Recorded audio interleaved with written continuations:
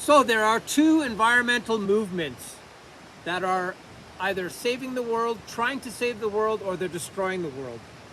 Let's start with the most aggressive one. That is industry and agriculture and mining and all these things, for forestry, that are trying to harvest nature without causing any public uproar, without anyone knowing what they're doing, sort of doing everything very secretive.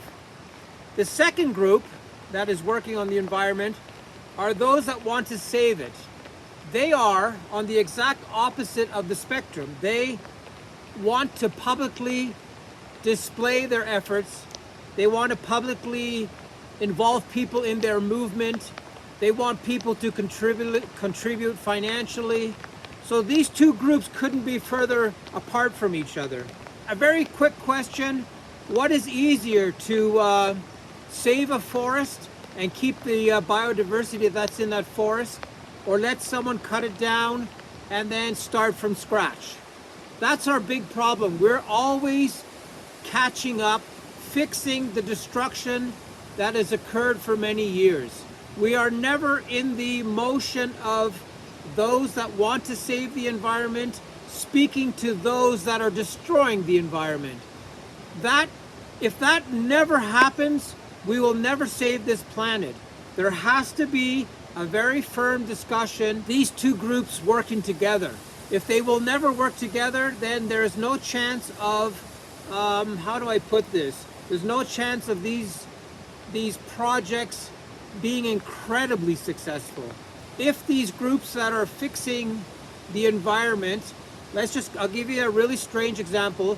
If they paid that group not to cut down that forest, or the owner not to cut down that forest, they would be further ahead than waiting for the forest to be cut down and then regenerating that land. It is a real catch-22.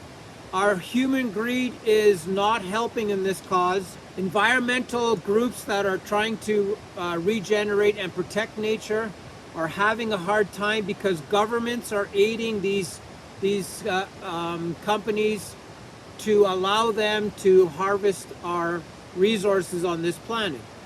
So this cooperation between the two groups is an absolute necessity. Will it ever happen? Probably not. Will anyone ever figure this out, that keeping something intact is much easier than allowing it to be destroyed and to fix it again? Just a thought. It's an interesting thought because these two groups are so far apart from each other. There is no form of communication between the two of them.